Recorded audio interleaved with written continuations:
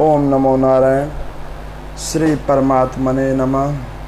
गुरु ब्रह्मा गुरु विष्णु गुरुदेवो महेश्वर, गुरु साक्षात् परब्रह्म तस्मै श्री गुरुवे नमः।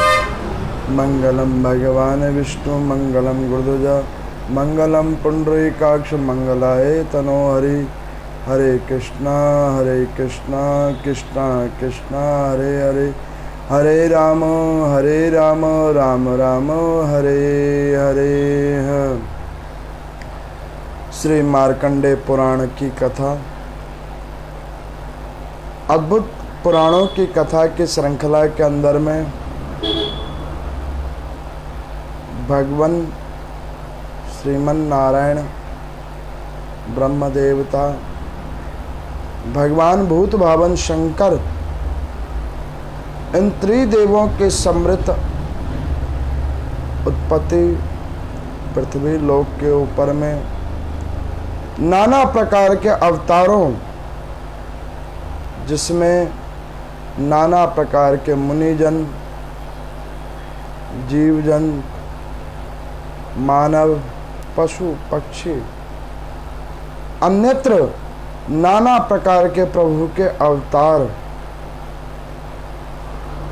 ऐसी अद्भुत कथाओं की संरचनाएं ब्रह्मा जी ने जो वेदों के अंदर डाला, जिसके सार तत्व निकालकर वेद व्यास जी ने अष्टादश पुराणों को लिखा और उन पुराणों की कथा को सूत जी ने नैमिषारण्य तीर्थ में सौनक आदि 88,000 ऋषियों को सुनाया। उन्हीं अद्भुत अष्टादश पुराणों में से एक पुराण मार्कंडेय पुराण की कथा, जो गत आज 10 दिनों से आपको सुनाई जा रही है। आज 10वां दिन है। इस अद्भुत कथा की श्रृंखला में नाना प्रकार की कथाओं को आप लोगों ने सुना, जिसमें मार्कंडेय मुनि जी ने कई कथाएं सुनाई। अब मार्कंडेय मुनि जी से जैमिनी ऋषि और कौष्टुक मुनि ने पूछा कि हे प्रभु, कृपा करके पृथ्वी लोक के ऊपर में कितने मनु हुए, उन मनुओं की कथा आप सुनाइए। उस मनुओं की कथा श्रृंखला में कल मैंने आपको सुरोचिस नाम वाले मनु की कथा आप लोगों को श्रवण करवाया था। अद्भुत चरित्रों की वो कथा, उस कथा के अंदर में आप लोगों ने श्रवण किया था कि कैसे परमात्मा अपने कार्य को साक्षात्कार कराने के लिए, अपने कार्य को एक रूप देने के लिए किस किस प्रकार से, कैसे कैसे अपने नियमों और कार्यों का प्रतिपादन वो करते हैं। ये कल आपने कथा के रूप में सुना। उसी कथाओं की श्रृंखला के अंदर में आज सुरचिस नाम के मनु के बाद जो मनु हुए हैं, जिनका नाम था औतम, उसकी कथा आप लोग अद्भुत रूप में श्रवण करेंगे। बड़ी अद्भुत कथा है। इस कथाओं को श्रवण करने के बाद में ऐसा महसूस होता है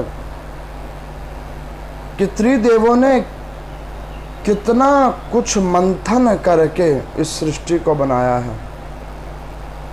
कई बार हम लोग सोचते हैं कि परमात्मा की जो ये सृष्टि है उसमें ऐसा होता वैसा होता, ये ठीक नहीं है, कुछ ऐसा जुड़ना चाहिए था। लेकिन आप इन पुराणों की कथा को श्रवण जब करते हैं तो आपको पता लगता है कि परमात्मा ने जो सृष्टि की संरचना की है, ये बहुत सोच विचार के किया है, हम लोगों की सोचों से परे करके किया। हर काल में हर प्रकार से रचना की है। तो ऐसी अद्भुत संरचनाओं की कथाओं का हम लोग सुन रहे हैं। ये आपका और हमारा सौभाग्य है। मैं आपको कथा सुना रहा हूँ और आप लोग उसको श्रवण कर रहे हैं। ये प्रभु की कोई अनंत कृपा रही होगी, जिसके फलस्वरूप ऐसा अवसर प्राप्त हुआ कि इस कथाओं को, पुराण की कथाओं को हम पढ़ के आपको सुना रहे हैं और आप लोग श्रवण कर रहे हैं। तो आज के अध्याय के अंदर की कथा को आप लोगों के सामने हम रखते हैं। कौष्टक मुनि कहते हैं कि हे मार्कंडेय जी, कृपा करके अब आप औतम मनवंतर की कथा का वर्णन कीजिए। तो मार्कंडेय मुनि कहने लगे कि महात्मन,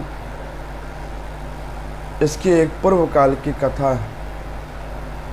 तो कहने लगे कि प्रभु, उस पूर्व काल की कथा को ही हम लोग श्रवण करना चाहते हैं, उस कथा को आप सुनाइए। तो वो कहने लगे कि देखो, पूर्व काल के अंदर में राजा उत्तानपाद हुए हैं, जिनका सुरुचि नाम वाली स्त्री से विवाह हुआ था। उनके गर्भ से एक पुत्र उत्पन्न हुए थे, जिनका नाम था उत्तम। बड़े ही अद्भुत स्वभाव वाले वो महाराज उत्तम थे। उनके अंदर में सारे ही अद्भुत गुण थे, लेकिन एक अवगुण था। वो एक अवगुण क्या था कि स्त्री जाति के प्रति उनकी आसक्ति ज्यादा थी। महाराज उत्तानपाद जब वर्ण आश्रम को प्राप्त हुए और उन्होंने अपने पुत्र उत्तम को जब वो राज्य प्रदान किया, तो उन्होंने अपने पुत्र का विवाह बहुला नाम वाली राजकुमारी से करवाया, जो देखने में चंद्रमा की कांति के समान लगे, अद्भुत विश्व सुंदरी। अब राजा उत्तम अपना राज्य कार्य आदियों को छोड़कर, अन्यत्र और चीजों को छोड़कर सारा का सारा ध्यान उसका केवल और केवल अपनी नारी के प्रति रहता था। उस बहुला नाम वाली कन्या के प्रति, राजकुमारी के प्रति उसकी आसक्ति ज्यादा थी अपनी उस स्त्री में। सुबह शाम केवल एक ही काम, अपनी नारी को ही निहारते रहना, जिससे उनकी पत्नी ही बहुत दुखी हो गई थी महाराज उत्तम के ऐसे स्वभाव से। एक बार महाराज उत्तम ने एक सभा आयोजित किया, जिसमें बहुत सारे उनके मित्र राजागण आए हुए थे, और उस सभा के अंदर में उन्होंने क्या किया, मदिरा का पान पिया। सूर्य कहते हैं कि ऋषियों, जीवात्मा जब इस पंच कर्म इंद्रियों में से किसी भी एक कर्म इंद्रिय के ऊपर आसक्ति को प्रदान कर देता है, तो वो उसके बुद्धि विवेक को मलिन कर देता है, जैसे इस राजा उत्तम की हो गई है। ये कोई उत्तम साधारण राजा नहीं है, अमित तेजस्वी राजा उत्तानपाद का एकलौता ज्ञानवान पुत्र है महाराज उत्तम। अब उसकी इतनी आसक्ति बढ़ गई है बहुला नाम वाली उस नारी में कि उसको सही और गलत नारी के अलावा कुछ दिखता नहीं है। तो ऋषियों ने पूछा कि महाराज, ऐसी आसक्ति जीवात्मा को हो क्यों जाती है? तो कहते आसक्ति का एक रूप पाप है जब पाप की वृद्धि होती है तो जीव आत्मा को मोह और आसक्ति की लत लग जाती है। वही लत इसको लग गई है। तो उन्होंने कहा कि प्रभु अब क्या होगा? तो उन्होंने कहा कि देखो, उस उत्तम नाम के राजा ने उस सभा का आयोजन किया और वहां पर में उसने और उसके मित्र राजाओं ने मिलकर एकत्रित होकर मदिरा का पान किया। बहुत सारी वेश्याएं बुलाई गई। उन वेश्याओं के समूह के अंदर में राजा उत्तम ने अपनी स्त्री बहुला को कहा कि देवी आओ और तुम भी इस मदिरा का पान करो। अब इस प्रकार से जब कहा तो बहुला जो अति ज्ञानवान नारी थी, उन्होंने क्या किया कि उन्होंने मना कर दिया कि महाराज, मैं मदिरा का पान नहीं करूंगी और दूसरा अन्य किसी पुरुष के आगे ऐसे नहीं आऊंगी। राजा ने बार बार कहा और रानी ने कई बार मना किया, जिससे राजा को बड़ा क्रोध आया, महाराज उत्तम को बड़ा क्रोध आया। उन्होंने क्या किया कि अपनी रानी को देश निकाला दे दिया, राज्य महल से निकाल दिया और उन्हें वन का वास दे दिया। रानी रोती बिलखती हुई वन के अंदर चली गई। इधर महाराज उत्तम ने रानी को तो निकाल दिया, लेकिन जब उस मदिरा का पान का जब प्रभाव खत्म हुआ तो मन में ग्लानि और पश्चाताप भी बहुत हुआ कि मैंने कुछ काम ठीक नहीं किया। कभी कभी क्या होता है कि हम लोग दैनिक रूप में जो कर्म करते हैं, अच्छे बुरे, उसका सबका हिसाब हमारा मन और आत्मा बताता है कि ये काम हमने ठीक किया है अथवा ये काम ठीक नहीं किया है। हाँ, ये बात अलग है कि मन कह रहा है, आत्मा कह रही है, लेकिन हम सत्य नहीं मान रहे, ये अलग बात है। लेकिन आत्मा कह देती है कि ये काम ठीक नहीं हो रहा है। क्यों कह देती है? क्योंकि उसी आत्मा के अंदर परमात्मा है। आप शब्द को ध्यान दीजिए, आत्मा और पर आत्मा। आत्मा में ही परमात्मा है और परमात्मा में ही आत्मा है, यही पूर्ण सत्य है। लेकिन मन की बात कभी कभी हम जानकर भी नहीं कर रहे होते कि हम मान रहे होते हैं कि ये गलत हुआ है, लेकिन पापी मन कहता है कि नहीं, मत मानो। हमारा दंभ कहता है कि हुआ तो गलत है, लेकिन उस गलती को हम मानते नहीं हैं। अब इस प्रकार से महाराज उत्तम चिंतित बहुत हुए कि मैंने अपने निरपराध रानी को अपने नगर से निकाल दिया, उसका कोई अपराध नहीं था।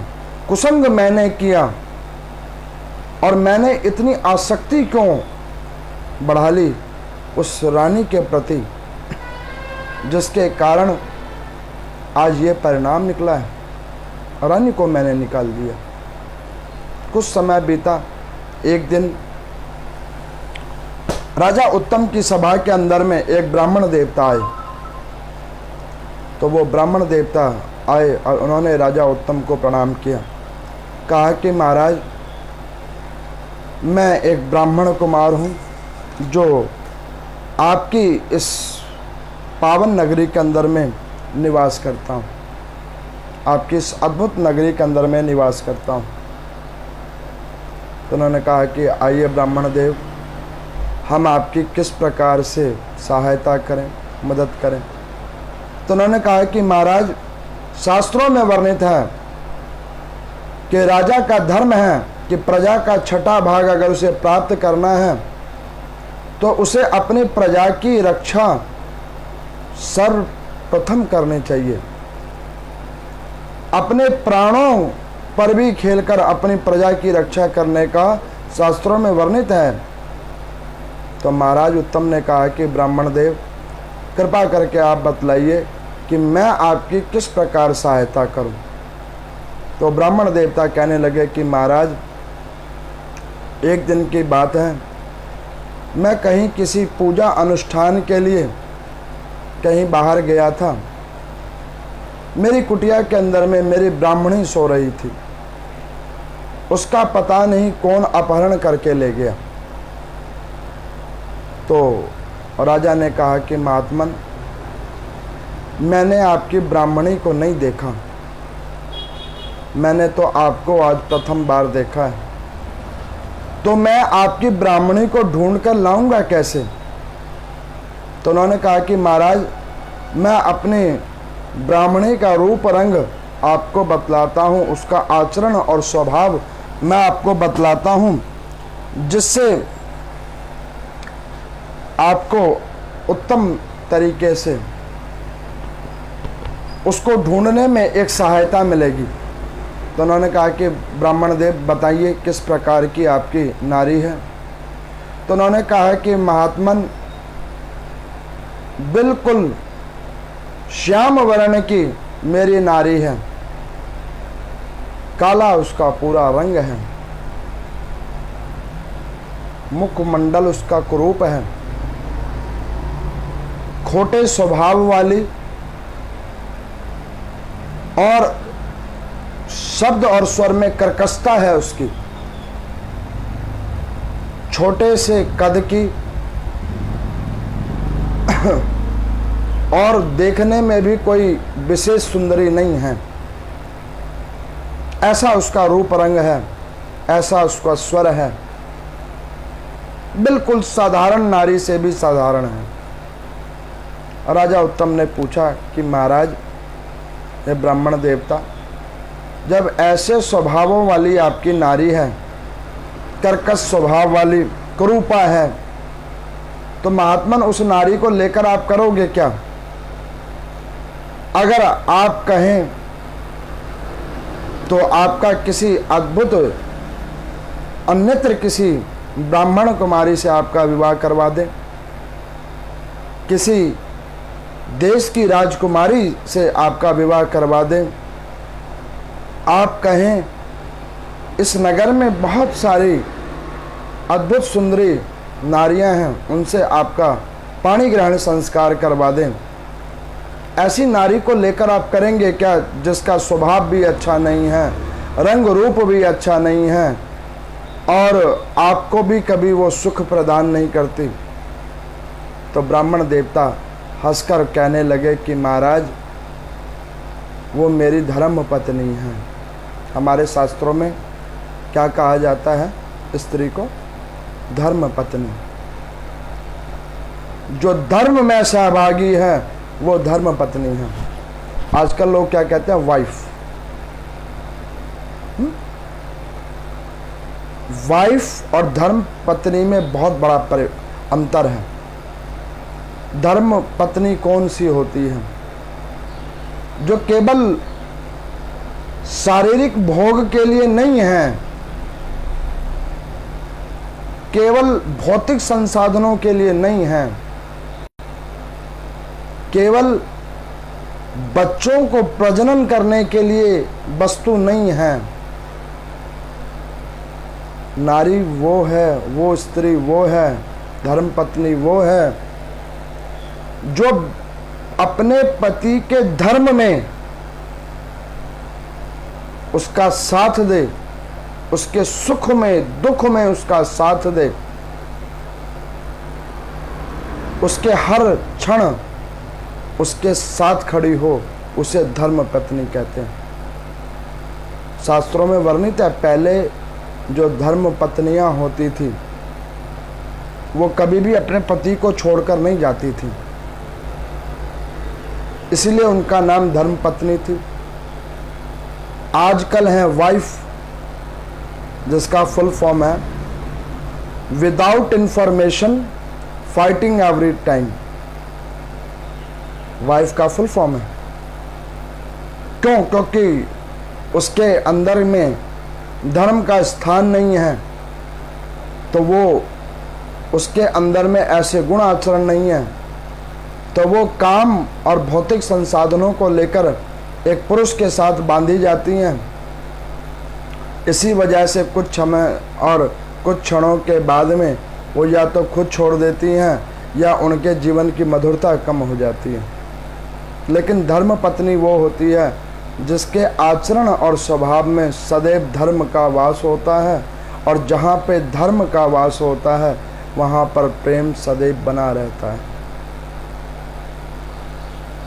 मन दोनों के एक सार होते हैं, एक जगह मिलते हैं, उसे धर्म पत्नी कहते हैं। राजा ने जब इस प्रकार से सुना, राजा ने कहा कि ब्राह्मण देवता, एक बात बताओ, ऐसी नारी को जब आपने प्राप्त कर लिया फिर आपने उसको छोड़ने का क्यों नहीं सोचा? ऐसों को रखा क्यों है? ये तो परमात्मा ने आपकी पुकार सुनी है, उस ब्राह्मणी को कोई लेकर चला गया है। अच्छा है वो खुद ही चली गई है, अब आप विचार कर लो कोई विवाह हो जाए। तो उन्होंने कहा कि नहीं राजा साहब, मैंने जब अपनी उस धर्म पत्नी के साथ में अग्नि के साक्षी करके 7 फेरे लिए थे, तो मैंने उसको वचन किया था कि अन्न धन वस्त्र और तेरे तन की रक्षा मैं जब तक जीवित हूँ तब तक करूँगा। ये मैंने अग्नि को साक्षी लेकर प्रण किया था। जब मैंने अग्नि को साक्षी लेकर प्रण किया था और अब मेरी पत्नी को कोई चोरी करके ले गया है और इस राज्य के महाराज आप हैं, तो मेरी आपसे निवेदन है कि महात्मन मेरी पत्नी को आप ढूंढ कर ला दीजिए। राजा ने ब्राह्मण देवता के प्रभावी बातों को सुना, मन में बड़ा ग्लानिन भाव हुआ। उन्होंने कहा कि महाराज, मैंने अपनी निरपराध पत्नी को कुसंग के कारण उसको छोड़ दिया, मैंने बहुत बड़ा पाप कर्म किया। तो ब्राह्मण देवता कहने लगे कि महाराज, शास्त्रों में वर्णन है कि जो भी कोई अपनी निरपराध स्त्री का परित्याग करते हैं, ना तो वो कभी अर्घ देने योग्य होते हैं, ना ही कभी देव अनुष्ठान में वो बैठने योग्य होते हैं, ना ही कभी वो मांगलिक कर्मों में शोभनीय होते हैं। इस प्रकार से जब राजा उत्तम ने अपने किए हुए कर्मों का फल को सुना तो बड़ा ग्लानिन भाव हुआ। तो उन्होंने कहा कि महात्मन, अब आप हैं तो ब्राह्मण देव, आपने मुझे आज्ञा दी है, मैं आपकी स्त्री को ढूंढ कर लाता हूँ, तब तक आप धैर्य करके अपने कुटिया के अंदर जाइए, मैं आपकी स्त्री को ढूंढ कर लेके आता हूँ। तो ब्राह्मण देवता कहने लगे कि महाराज, मेरी स्त्री खोई है, धर्म पत्नी खोई है, जहाँ पर धर्म ही खो गया है तो मैं आराम कैसे ले सकता हूँ? कृपा करके मेरे कार्य को अति शीघ्र आप करें।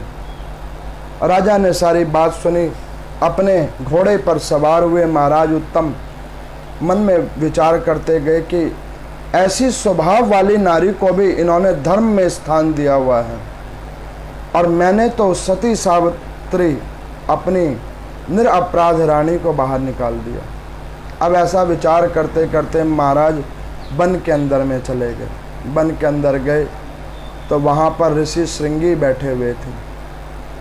महाराज श्रृंगी को देखकर राजा साहब अंदर गए, प्रणाम किया। उन ऋषि ने ना ही राजा को बैठने के लिए कहा और ना ही राजा को अर्घ दिया और ना ही राजा को किसी प्रकार का सम्मान दिया।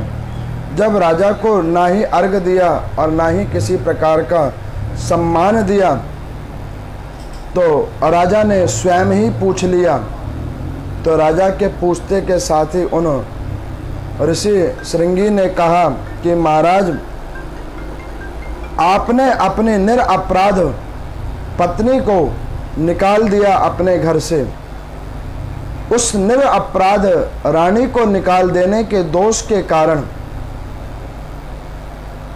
उस निरपराध रानी को अपने घर से निकाल डालने के कारण अब आप अर्घ देने योग्य नहीं हो। मैं जानता हूँ इस प्रदेश के आप राजा हैं, लेकिन आपने कुछ कर्म इतने कुलीन किए हैं, गरिमा विहीन कार्य किए हैं, जिसके कारण आप अर्घ देने योग्य नहीं हैं और ना ही किसी प्रकार से आश्वासन देने योग्य हैं। इस बात को सुनकर महाराज उत्तम को बड़ा ग्लानि हुआ। उन्होंने जाकर उन ऋषि के पांव पकड़े और उन महर्षि श्रृंगी को कहा कि महात्मन, मेरे ऊपर कृपा करो, मेरे पापों का उपाय मुझे बतलाओ। तो उन्होंने कहा कि महात्मन, आप अपने पापों का प्रायश्चित करने के लिए ही तो उस ब्राह्मण की स्त्री को ढूंढने के लिए आए हैं। तो उन्होंने कहा महाराज, आप ये भी जानते हैं? उन्होंने कहा बिल्कुल, हम सब जानते हैं, आप घबराओ मत। एक ब्रह्म राक्षस है जिसका नाम बालक है। वो बालक नाम का जो ब्रह्म राक्षस है वो इस ब्राह्मणी को लेकर गया है।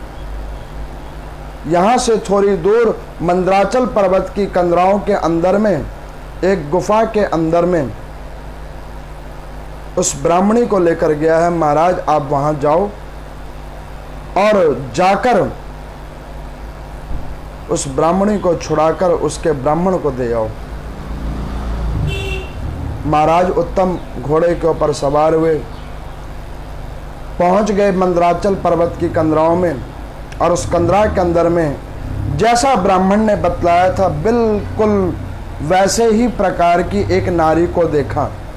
रंग कुरूप, दांत थोड़े बाहर निकले हुए, गुफा की बाहर में वो फल को खा रही थी। उसको देखकर महाराज उत्तम ने हाथ जोड़कर कहा कि हे सुलक्षणे, हे ब्राह्मणी, आपके जो ब्राह्मण देवता हैं, आपके जो पति देव हैं, उन्होंने मुझे आदेश दिया है आपकी खोज के लिए, तो आप हमारे साथ चलिए और आप यहाँ किस प्रकार आ गई हैं, कृपा करके वृत्तांत रूप में हमसे कहिए। तो उन्होंने कहा कि महाराज उत्तम, मैं अपने उस कुटिया के अंदर में सो रही थी। ब्राह्मण देवता कहीं अनुष्ठान कराने के लिए गए थे और उस समय ये ब्रह्म राक्षस बालक आया और इसने मेरा अपहरण कर लिया और वो मुझे यहाँ पर लेके आ गया है। अब ये बात जब सुना राजा उत्तम ने, तो उन्होंने कहा कि देवी, ये बालक नाम वाला ब्रह्म राक्षस, इसने आपको कोई दुख तो नहीं दिया? तो उन्होंने कहा कि महाराज नहीं, उसने कभी भी मेरे को कोई दुख नहीं दिया, मेरे सतित्व धर्म को भी कभी उसने भंग नहीं किया और ना ही मुझे किसी प्रकार का कष्ट दिया। तो उन्होंने कहा कि फिर देवी, आपको वो बालक नाम का ब्रह्म राक्षस यहाँ पर लेके क्यों आया? तो उन्होंने कहा कि महाराज, ये तो मुझे भी नहीं पता, लेकिन वो मुझे यहाँ पर लेके आया और उसने इस गुफा की कंदराओं में मुझे रख रखा है और मेरे को किसी भी प्रकार का कोई कष्ट नहीं देता है।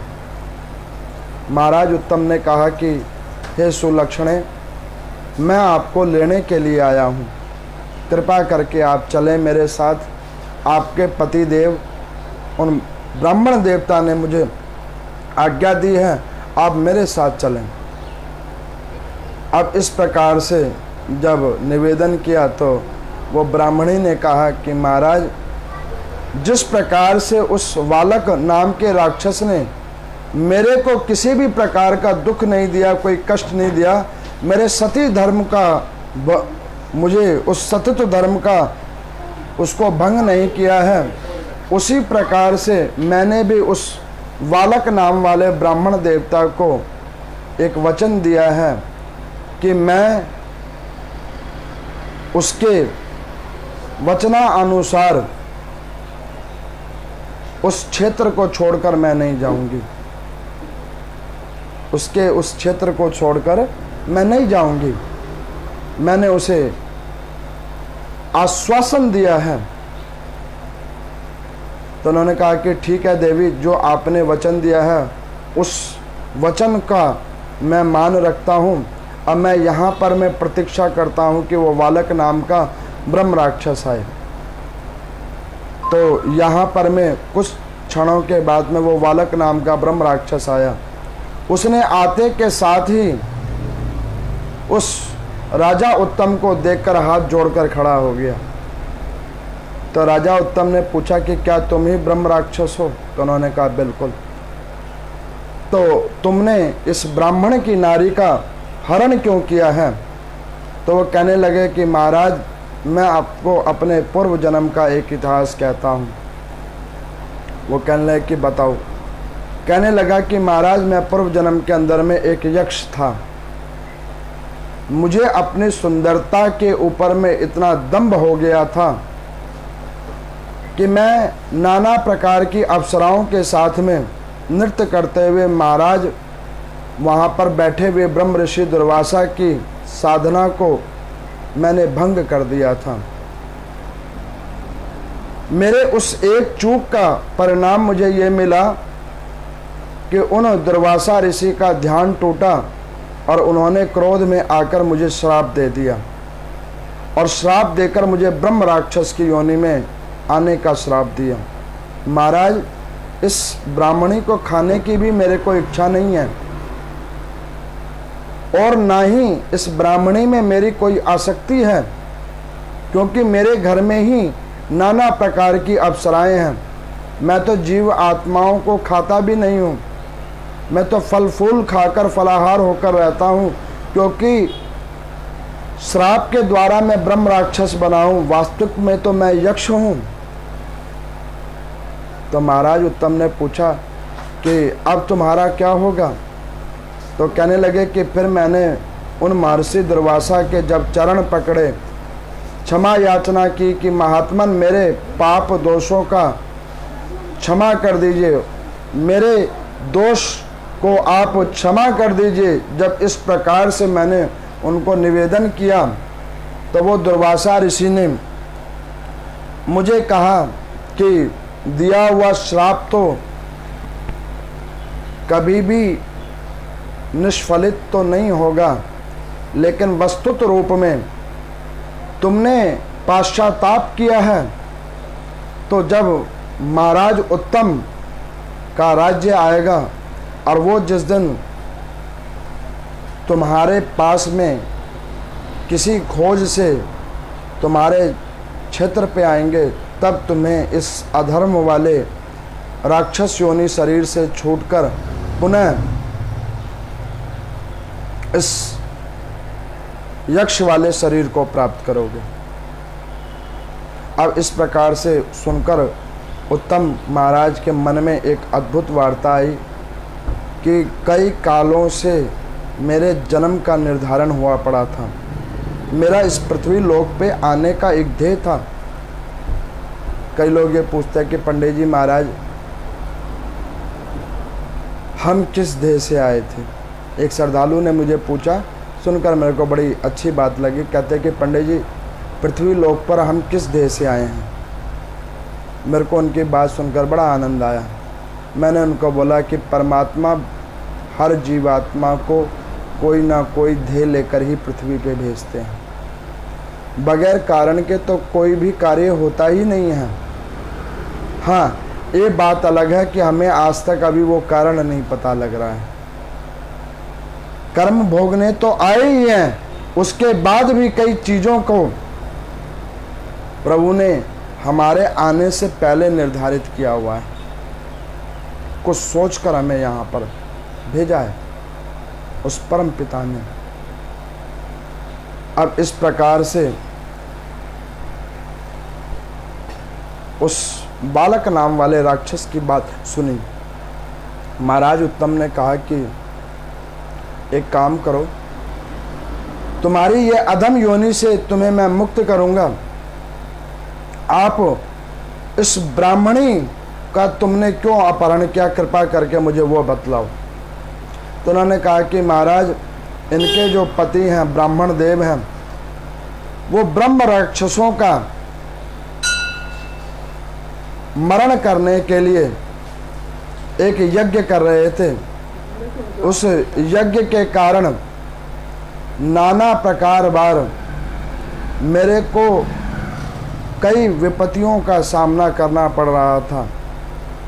जब भी हम लोग यज्ञ का फल लेने जाते तो ये अपने मंत्र शक्ति से हमें भगा देते थे।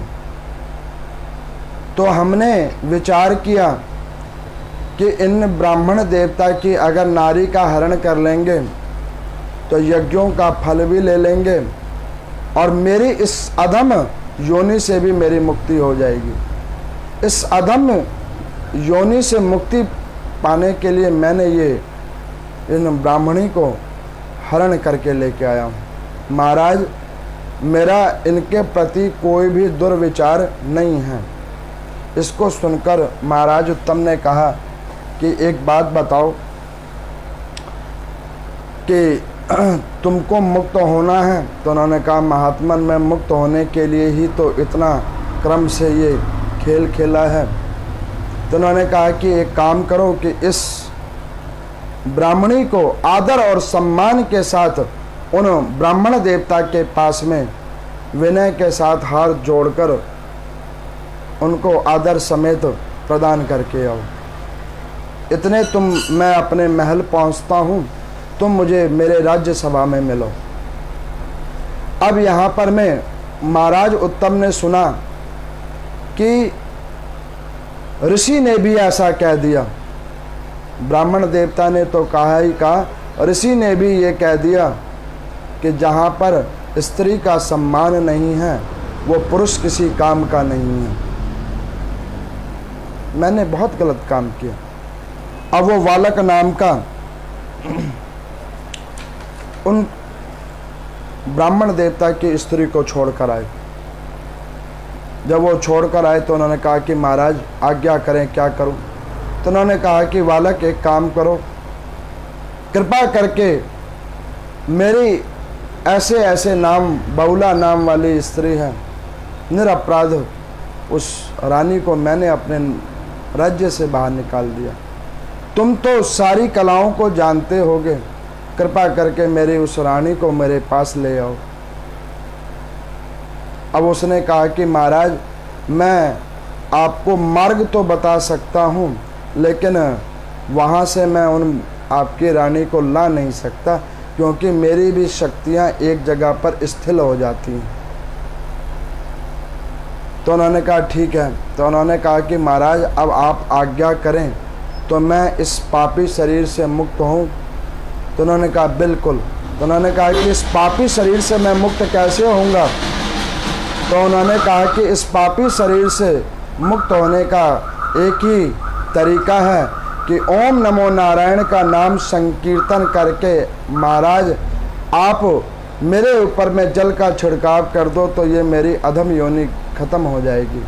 महाराज उत्तम ने हाथ में गंगा जल लिया, ओम नमो नारायण का नाम संकीर्तन करके वो जल का छिड़काव उस बालक नाम वाले ब्रह्म राक्षस के ऊपर किया, जिसके फलस्वरूप उसका वो राक्षस देह योनि से शरीर छूटा और पुण्य को प्राप्त करके वो यक्ष रूप होकर अपने लोक पर चले गए। अब उन्होंने बतलाया कि पाताल लोक के अंदर में नागराज की कन्या ने उन महाराज की रानी को छुपा कर रखा है। महाराज उत्तम वहाँ पर पहुँचे और उस क्षेत्र में पहुंचकर नागराज के समीप पहुँचे। नागराज के जब समीप पहुँचे तो नागराज कहीं और गए हुए थे। इधर उनकी उनकी पुत्री को देखा और उसको निवेदन करके कहा कि महाराज, हे कन्या, आपके पास में हमारी रानी जिनका नाम बहुला है वो आपके पास आई हुई हैं। तो वो कन्या ने सर हिला के कहा कि हाँ महाराज। कोई उत्तर नहीं दिया, सिर्फ सर हिलाया।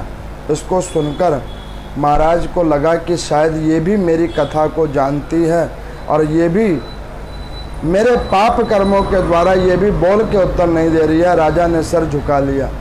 इतने में बहुला नाम वाली उनकी स्त्री आई। राजा को देखकर चरण स्पर्श किए, कहा कि महाराज, मैंने ऐसे कौन से पाप कर्म किए थे जिसका आपने मुझे इतना बड़ा दंड दिया? आपने मुझे राज्य से ही निकाल दिया, अपने आप से ही निकाल दिया। मैं तो आपकी धर्म की सहभागी थी और आपने मेरे किन दोषों के कारण मुझे अपने आप से अलग कर दिया? अब ये सुनकर महाराज उत्तम के नेत्रों से जल गिरने लगे। करुण भाव में महाराज उत्तम रोने लगे। उन्होंने कहा कि देवी, ये मेरे पाप कर्मों की सजा है जो आज तुम्हें भोगना पड़ा है। मैं समझ नहीं पाया था कि धर्म पत्नी का स्थान क्या होता है। मैंने स्त्री को भोग्या वस्तु समझ लिया था, प्रजनन की एक साधन निमित्त मात्र समझ लिया था। उसी का पाप कर्म आज मैंने भोगा है और उसके फलस्वरूप दंड रूप में तुम्हें मैंने अपने आप से अलग किया है। देवी, तुम मुझे क्षमा कर दो और अपने राज्य के अंदर चलो। तो उन्होंने कहा कि महाराज, अब मैं अपने राज्य के अंदर में ऐसे नहीं जा सकती। तो उन्होंने कहा क्यों? तो उन्होंने कहा कि जब आपने मुझे निकाल दिया तो मैं रोती हुई वन के अंदर घूम रही थी। तो उस वन के अंदर में इस कन्या का पिता नागराज, उसने मुझे रोता हुआ देखकर मेरे सर के ऊपर में उसने करुणामयी हाथ रखा और अपनी पुत्री के समान मुझे स्नेह करके इस लोक में लेके आया था। और उसने मुझे कहा कि बेटी, जब महाराज उत्तम तुम्हें छुड़ाने के लिए, लेने के लिए यहाँ आएंगे तो उनको निवेदन करना कि मेरी इस कन्या जिसके मुख में स्वर नहीं है, उसका स्वर वो किसी विद्वान ब्राह्मण के द्वारा स्वर को उत्पन्न करवा देंगे। अब ये बात सुनी महाराज उत्तम उन्हीं ब्राह्मण देवता के पास में गए, जिन ब्राह्मण देवता ने कि उन्होंने उस पत्नी को उन्होंने छुड़वाया था। और उन्होंने उनको जाकर फिर पुनः जाकर प्रणाम किया। उन्होंने कहा महाराज, ऐसे ऐसे उन नागराज की कन्या हैं और वहाँ मेरी पत्नी है। उनकी कन्या का स्वर लाने का कोई उपाय, कोई साधना कृपा कर बतलाएं। तो उन्होंने कहा कि महात्मन, आप संकल्प छोड़कर जाओ, सरस्वती उद्गमन की आवाहन मैं करूँगा जिससे उसके कंठ का स्वर खुलेगा। महाराज ने संकल्प दिया। उन ब्राह्मण देवता ने सिद्ध तरीके से उसका अनुष्ठान किया, जिसके फलस्वरूप नागराज की कन्या बोलने लगी। नागराज आए, उन्होंने अभिवादन किया और अपनी मानस पुत्री उस बहुला नाम वाली रानी को राजा के हाथ में सौंप दिया। अब राजा अपने उस रानी को लेकर महल की ओर चल रहे तो इतने में ही वन में वो श्रृंगी नाम के महात्मा मिले। उनको देखकर राजा ने दंडवत उन्हें प्रणाम किया और प्रणाम करने के बाद राजा ने कहा कि प्रभु, मैंने अपने अपराधों की प्रायश्चित की है। यहाँ पर सूत जी कहते हैं कि जीव आत्मा कितने भी पाप कर्म करे, गलत से गलत कर्म करे, अगर उसके मन में पश्चाताप आ जाता है, अपनी गलतियों की अनुभूति उसे हो जाती है, तो वो व्यक्ति निष्पापित हो जाता है, निष्कलंकित हो जाता है पश्चाताप होने पे। यहाँ पर सूत जी कहते हैं कि हे ऋषियों, इस कथा को सुनने के बाद आप लोगों ने देखा कि सृष्टि का विधान ब्रह्मा जी ने किस प्रकार से कर रखा है। क्यों राजा का जन्म हुआ, उसके जन्म के पीछे कितने लोगों का कारण जुड़ा हुआ है। उस राजा के द्वारा कईयों का कल्याण होना है, बगैर कारण वो राजा नहीं आया है, उसके पीछे बहुत सारे कारण हैं। उन कारणों का समाधान बनकर वो राजा आया है। तो उन्होंने कहा कि प्रभु, ये तो बड़ी अद्भुत कथा है।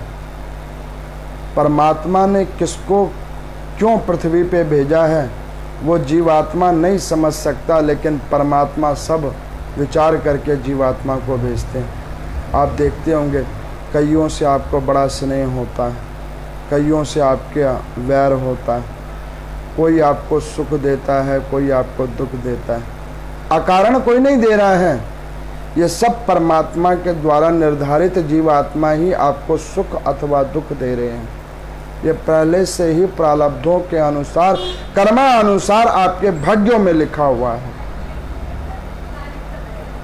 अब उन श्रृंगी नाम वाले ऋषि ने देखा और दंडवत प्रणाम किए हुए महाराज उत्तम के सर पर हाथ रखा कि कहा कि महात्मन, अब आप देव पूज्य तुल्य हैं और आपकी स्त्री जो सती साध्वी है वो अति उत्तम है। आपको मैं एक वरदान देता हूँ कि आपके यहाँ पर एक अमित तेजस्वी पुत्र होगा जिसका नाम औतम होगा। औतम नाम का वो मनु बनेगा और उससे इस लोकों की सृष्टि की संरचना होगी। तो तदंतर में उन महाराज उत्तम और बहुला नाम वाली उन रानी के साथ में उनको एक अद्भुत पुत्र हुआ है। उस पुत्र का नाम औतम रखा गया है, जो उसके जन्म से पहले उन महात्मा ने पहले ही नामकरण कर दिया है और उन मनु औतम मनु के द्वारा नाना प्रकार के उस कल्पों की सृष्टि का संचालन हुआ है। यहाँ पर सूजी से नैमिषारण्य तीर्थ में शौनकादिक 88,000 ऋषियों ने पूछा कि महात्मन, हे देव, हे सूर्य, आप के कथनानुसार परमात्मा पहले से ही सब कुछ निर्धारित करके जीवात्मा को पृथ्वी लोक पर भेजते हैं। कब क्या होना है, कैसे होना है, वो पहले ही सोचकर भेजते हैं। उसके बाद भी जीव आत्मा नाना प्रकार के दुखों में घिरा हुआ है, नाना प्रकार के मन में अन्यत्र वार्ताओं को सोचता रहता है, उसका चिंतन करता रहता है, जबकि परमात्मा ने पहले ही विचार करके भेजा है कि इस जीवात्मा को किधर जाना है, इसके क्या कर्म फल होंगे, किस किस प्रकार से ये कर्मों को भोगेगा और आगे इन कर्मों को भोगने के बाद पुनः ये फिर किस योनि में जाएगा। तो इस प्रकार से अन्यत्र चिंताओं को छोड़िए, अनावश्यक वस्तुओं के ऊपर से ध्यान को हटाइए, परम पिता में ध्यान लगाइए, ओम नमो नारायण का नाम संकीर्तन कीजिए। क्योंकि आपने देखा ना कि महाराज उत्तम ने ओम नमो नारायण का नाम संकीर्तन किया, हाथ में गंगा जल लिया और वो उस बालक नाम वाले ब्रह्म राक्षस के ऊपर में छोड़ा था, तो वो भी अपने उस अधम योनि को छोड़कर पुनः यक्ष योनि में आकर बैकुंठ का वास किया था। उसी प्रकार से इस ओम नमो नारायण के नाम संकीर्तन की अद्भुत महिमा को पहचानिए।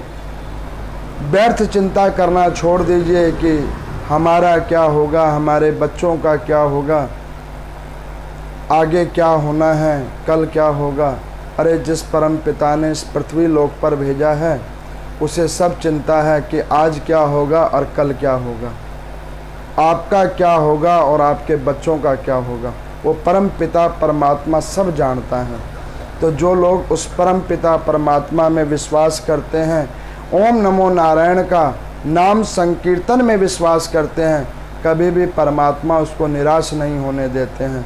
तो इन्हीं वाणियों के साथ आज की कथा को हम यहीं पे विश्राम करते हैं और आप सब लोगों को एक बात अद्भुत रूप में कहते हैं कि इस जीवन में अगर किसी भी प्रकार की सुख की अनुभूति करनी है तो हरि नाम संकीर्तन कीजिए, ओम नमो नारायण का नाम संकीर्तन कीजिए।